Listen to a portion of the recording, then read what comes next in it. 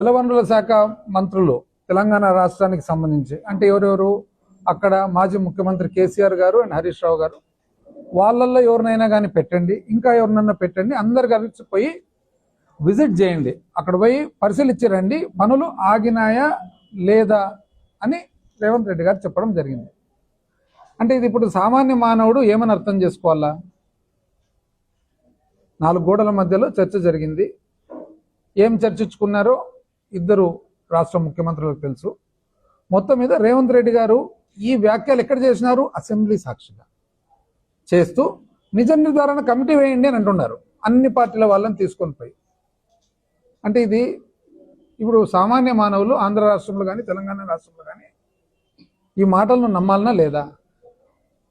నమ్మాల్సి వస్తుంది. ఎందుకంటే అసెంబ్లీ సాక్షిగా ఒక బాధ్యత గల మనిషి, ఒక రాష్ట్ర ముఖ్యమంత్రి గారు చెప్తున్నారు ఈ మాట.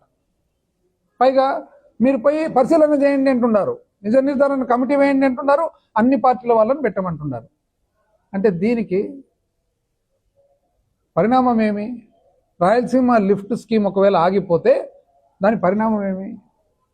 రాయలసీమ ఈ భారతదేశంలోనే అత్యంత వెనుకబడి ప్రాంతాల్లో ఒకటి. ఇప్పుడు మొత్తము భారతదేశంలో రాజస్థాన్లో జైసల్మీర్ తర్వాత నెక్స్ట్ అతి తక్కువ వర్షపాతం ఉండేది అనంతపురం జిల్లా. గత 100 సంవత్సరాలు చూస్తే కరువు కాటకాలతో అల్లాడిపోయిన ప్రాంతం ఏదైనా ఉందంటే ఇది రాయలసీమ ప్రాంతం. ఎందుకంటే మనకు ఈశాన్య ఋతుపవనాలు కానీ నైరుతి ఋతుపవనాలు కానీ రెండు కూడా మిస్ అయిపోతాయి. అందుకోసమే మొట్టమొదటి నుంచి కూడా ఇది చాలా వెనుకబాటుతనం కూరుకొని పోయిందన్నమాట. పోనీ ఇది ఇట్లా ఉండగా ఇక్కడ చంద్రబాబు నాయుడు గారు ఏమని చెప్పాలి సమాధానం? దీనికి ఇది నిజమా కాదా అని చెప్పాల్సిన బాధ్యత ఉందా లేదా? ఒకటి రాష్ట్ర ముఖ్యమంత్రి, ఆంధ్రప్రదేశ్ రాష్ట్ర ముఖ్యమంత్రి. ఎందుకంటే ఈ ప్రయోజనాలు ఎవరు? రాయలసీమ లిఫ్ట్ ప్రయోజనాలకు ఎవరికి? ఆంధ్రప్రదేశ్ రాష్ట్రానికి. రాష్ట్రం తర్వాత ఎవరికి రావాలి? ముఖ్యంగా రాయలసీమ ప్రాంతానికి. చంద్రబాబు నాయుడు గారు పుట్టిన ఊరు ఎక్కడ? రాయలసీమ ప్రాంతం కాదా? కాబట్టి ఆయనకు అదనంగా ఉంది బాధ్యత. ఇప్పుడు రాజకీయాల్లో కానీ ఏ ప్రజా సేవలో కూడా దేశానికి ఎంత మనము ప్రాముఖ్యత ఇస్తామో, రాష్ట్రానికి ఇస్తామో, ప్రాంతానికి ఇస్తామో, మన ఊరికి కూడా కదా, జన్మనిచ్చిన ఊరు. సమాధానం ఏమని ఇంతవరకు ఎన్ని రోజులైంది కదా, 10 రోజులైంది, సమాధానం ఎక్కడైనా ఇచ్చినారా? ఇవ్వకపోగా ప్రెస్ మీట్లు పెట్టడం, ప్రెస్ కాన్ఫరెన్స్లు పెట్టడం. 22 టీఎంసీనే కదా మీకు ఉండేది, దాన్ని ఏ విధంగా తీసుకుంటారు అని ఒకరు. నీటిపారుదల శాఖ మంత్రి ఆయన అయితే నవ్వుకుంటూ ఎకిలించుకుంటూ, ఎవరు నీకు 15, నీకు 15, నీకు 18 అని చాలా పాపులర్ అయినాడు చూడండి. అతి ఫాస్ట్గా పాపులర్ అయిన మనిషి ఆయన. నాకు తెలిసి రాజకీయాల్లో అంత ఫాస్ట్గా పాపులర్ అయిన మనిషి ఆయన తప్ప ఎవరు లేరని నేను అనుకుంటున్నాను. ఎందుకు ఒకటే ఒక స్టేట్మెంట్, నీకు 15, నీకు 15, నీకు 18. ఆయన ముసిముసి నవ్వులు నవ్వుకుంటూ ఒక రకంగా చూడాలంటే ఎకిలించుకుంటూ రాయలసీమ లిఫ్ట్ గురించి మాట్లాడుతూ ఉంటే ఏమన్నా దీంట్లో బాధ్యత ఉంది? అసలు కొద్దిగా దాంట్లో బాధ్యతతో మాట్లాడుతున్నారా? అసలు వాళ్ళు మాట్లాడే లాజిక్ ఏమన్నా ఉందా? ఇంతవరకు రేవంత్ రెడ్డి గారు చెప్పిన మాట నిజమా కాదా, ఏమన్నా మాటల్లో పొరపాటుగా అర్థం చేసుకున్నారని ఎక్కడన్నా ఒక్కరన్నా చెప్పినారు ఇంతవరకు? ఇది బాధ్యత ఎవరిది? ముఖ్యమంత్రి గారిది బాధ్యత. ఆయన వచ్చి చెప్పాలా ఇది నిజంగా జరిగిందా? ఒకవేళ జరగలేదంటే ఇది జరగలేదు, ఇది రాంగ్ అని చెప్పండి, లేదా జరిగింటే ఇది ఈ విధంగా అని చెప్పండి. ఎవరంటే వాళ్ళతో ప్రెస్ మీట్లు పెట్టించేది, వాళ్ళతో ఉన్న పుండు మీద ఉప్పేసినట్లుగా ఇంకా కొంత రాయలసీమ ప్రజల మనోభావాలు దెబ్బతీస్తూ ఈ ప్రాంతంలో ఉండే వాళ్ళందరినీ కూడా ఒక చిన్న చూపు చూడటం జరుగుతుంది. సామాన్య మానవునికి, ప్రజలకు అర్థం కావాలంటే ఒక 2-3 పదాలు ఉంటాయన్నమాట. ఆ పదాలు అర్థమైతేనే ప్రతి ఒక్కరికి సులభం అవుతుంది. నీటిపారుదలలో ముఖ్యమైన పదాలు ఒక 2-3 ఉంటాయన్నమాట. ఒకటి క్యూసెక్. క్యూసెక్ అంటే నీటి పారుదల, క్యూబిక్ మీటర్స్ పర్ సెకండ్ అంటారు, నీటి పారుదల. టీఎంసీ అంటే నీటి నిల్వ. ఈ నీటి నిల్వ ద్వారా అయ్యే మనకుండే బెనిఫిట్ అప్రాక్సిమేట్గా అందాజుగా 11,000 క్యూసెక్కులు ఒక రోజు 24 గంటలు పారితే 1 టీఎంసీ నీటి నిల్వ అవుతుందన్నమాట.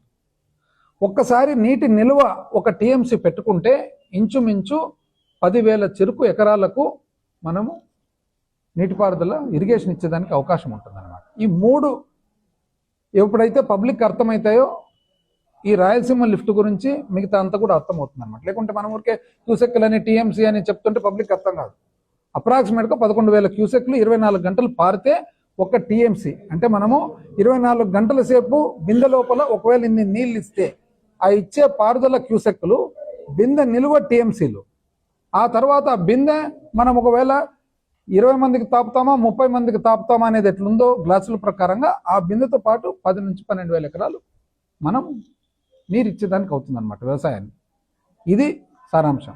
ఈ సారాంశంలో భాగంగా ఇది కృష్ణానది. కృష్ణానదికి కుడివైపు ఏమో ఆంధ్రప్రదేశ్ రాష్ట్రం ఉంది, ఎడం వైపు ఏమో తెలంగాణ రాష్ట్రం ఉంది. ఎప్పుడు రాష్ట్ర పునర్వ్యవస్థీకరణ జరిగిన తర్వాత. అయితే పునర్వ్యవస్థీకరణ జరిగినప్పుడు మనకున్న ఏదైతే నీటి కేటాయింపులు ఉన్నాయో, నీటి కేటాయింపులు ఎప్పుడు మొట్టమొదటిసారిగా ఆంధ్రప్రదేశ్ ఉమ్మడి రాష్ట్రం ఉన్నప్పుడు బచావత్ అవార్డు అని బచావత్ గారు ఇచ్చిన అవార్డు ప్రకారంగా మనకు నడుస్తుంది. ఆ రోజు మనకు 811 టీఎంసీ ఆంధ్ర రాష్ట్రానికి వస్తే 700 టీఎంసీ కర్ణాటక రాష్ట్రానికి పోతే 500 చిల్లర టీఎంసీ వచ్చేసి మహారాష్ట్ర రాష్ట్రానికి ఇవ్వడం జరిగిందనమాట. 560. ఆ తర్వాత మళ్ళా వివిధ రాష్ట్రాలు ఇది మరొకసారి పునర్వ్యవస్థీకరణ చేయాలని చెప్పి అడిగినప్పుడు అప్పుడు మళ్ళీ బ్రజేష్ కుమార్ ట్రిబ్యునల్ అని చెప్పి ఇంకొక అవార్డు ఇవ్వడం జరిగింది. ఆ అవార్డు ఇప్పుడు ప్రస్తుతం ఆంధ్రప్రదేశ్ రాష్ట్రం కోర్టుకు పోయి ఆపడం కూడా జరిగింది అనమాట. ఎందుకంటే ఇది కరెక్ట్ కాదని చెప్పేసి. ఎందుకు కరెక్ట్ కాదని చెప్పిందంటే బచావత్ అవార్డులో ఒక నీటి పారుదల చూస్తే 75 సంవత్సరాలు వెనకాలకి చూసిన తర్వాత ఆ 75 సంవత్సరాలలో ఇంచుమించు 75% ఎంత నీళ్ళు వస్తాయో ఆ నీళ్లను చూసుకొని 3 రాష్ట్రాలకు ఇవ్వడం జరిగింది. ఆ నీళ్ళు ఎంత నిర్ధారణ జరిగింది? అప్పట్లో 75% ఖచ్చితంగా అంటే 75% గ్యారంటీ ఉండే నీళ్లు, 75% గ్యారంటీ ఉండే నీళ్ళు అనేటప్పటికి 2060 టీఎంసీలు వచ్చినాయి. 2060 టీఎంసీలలో 800 చిల్లర మనకు ఆంధ్రప్రదేశ్ రాష్ట్రానికి, 700 కర్ణాటకకు, 560 మహారాష్ట్రకి ఇవ్వడం జరిగింది. ఆ తర్వాత బ్రజేష్ కుమార్ ట్రిబ్యునల్ వాళ్ళు అవార్డు ఇచ్చేటప్పటికి వాళ్ళు దాన్ని మళ్ళీ పునరాలోచించి 75% కాదు 65% అన్నారనమాట. అంటే 65%, 65% మాత్రమే గ్యారంటీ ఉన్న నీళ్ళని ఇస్తున్నామనేటప్పటికి ఆటోమేటిక్గా నీటి అవైలబిలిటీ లభ్యం పెరుగుతుంది.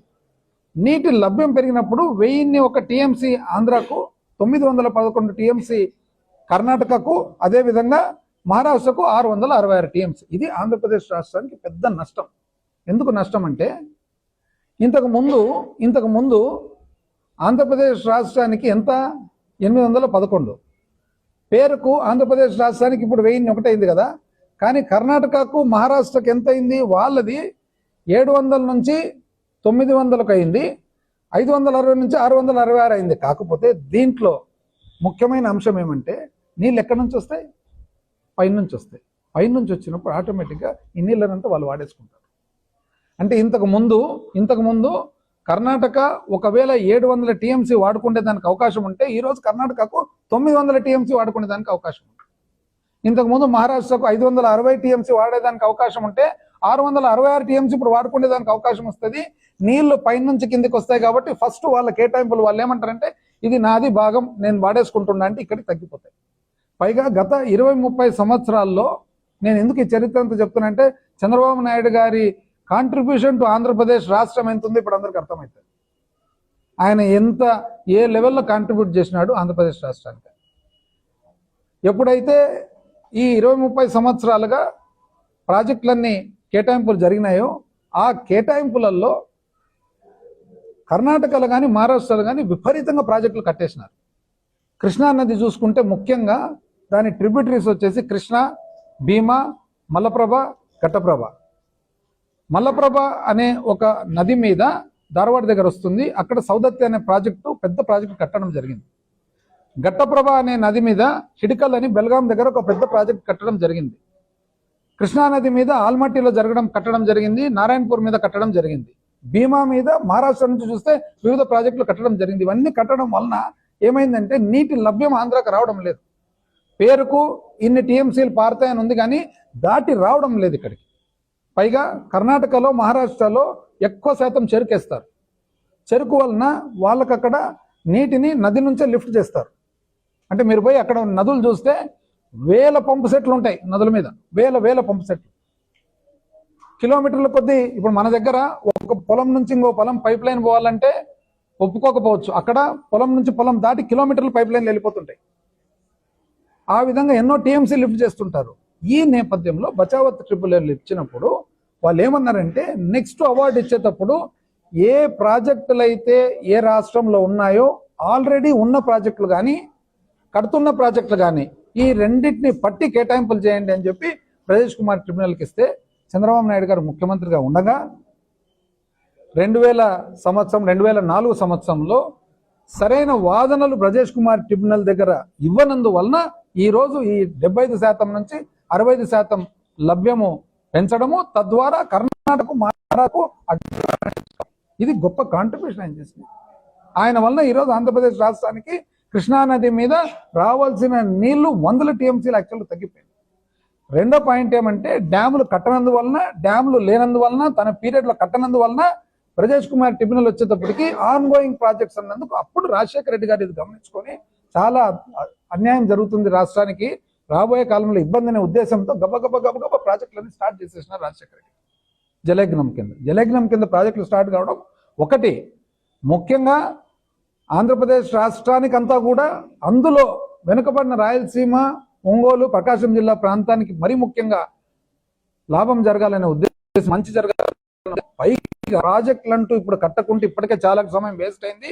కట్టకుంటే కేటాయింపులో ప్రదేశ్ కుమార్ కేటాయింపులో మనం నష్టపోతామని రాజశేఖర రెడ్డి గారు ముందు చూపుతూ ప్రాజెక్టులన్నీ కట్టినారు. ఈ రోజు మళ్ళీ చంద్రబాబు నాయుడు గారు తిరిగి ఏ స్థాయికి తెచ్చినారో చూడండి.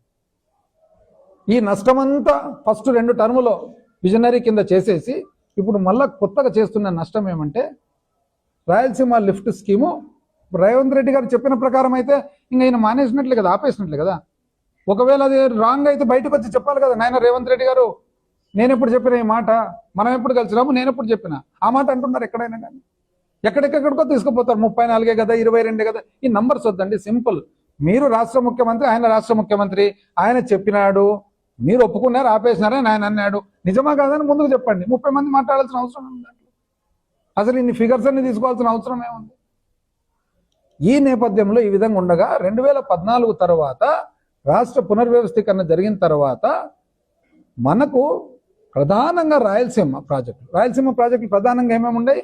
KC canal, Telugu Ganga project, SRBC, GNSS, HNSS, ఇవి ప్రధానంగా రాయలసీమ ప్రాజెక్టులు.